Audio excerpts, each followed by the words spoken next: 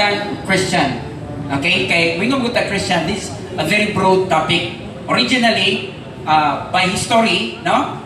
It only refers to the Catholic Christians, but as time goes on, it involves other Christians outside of the Catholic faith.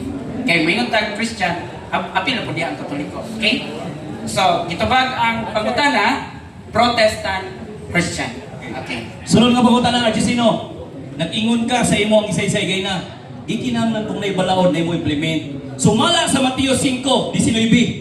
Si Kristo nag-implement, yes or no? Naman nag-implement ko sa anang panahon na. Ito man siya sa balaod sa gitawag og mga Hudyo. Mabitaw ang St. John chapter 5 verse 18. Klaro kayo na nga nasa Objection, mga moderator. Hudyo. Objection, moderator. Qualification na ko ni Mr. Moderator. Okay. Objection. Objection. I will grant the objection. Nami balaod.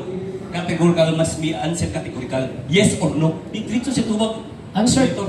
Answer. Na yes or no? Okay, Why siya ato- tubag? Monitor. Palihog o rephrase balik sa imuhang question Okay. para makuha na itong tarong. Okay. Sumala sa akong pangutana, ingon siya kung naibalaod na imo implement. Karon akong gipangutana, Mateo 5:19. Si Kristo nag-implement ang akong pangutana. Oh.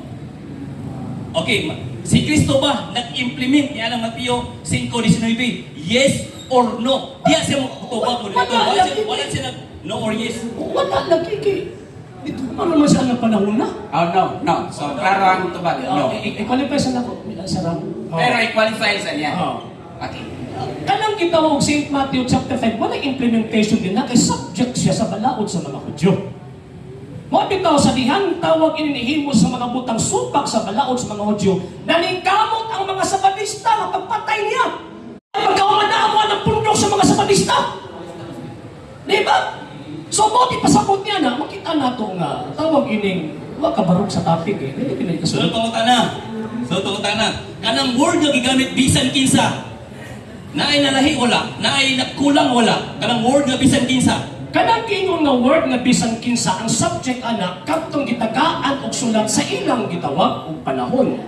Wa pay labot ang 70 Adventist in town ana. Kaya kanang bisan kinsa gisputan kung basahon yung Exodus chapter 20 verse 10, makita nga refer sa mga Hudyo o kadtong mga dili Hudyo nga naa silang lungsod.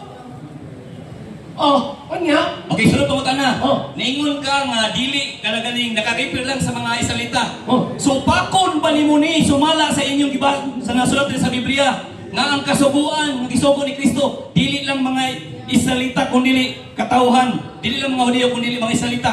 Broad man ang kasubuan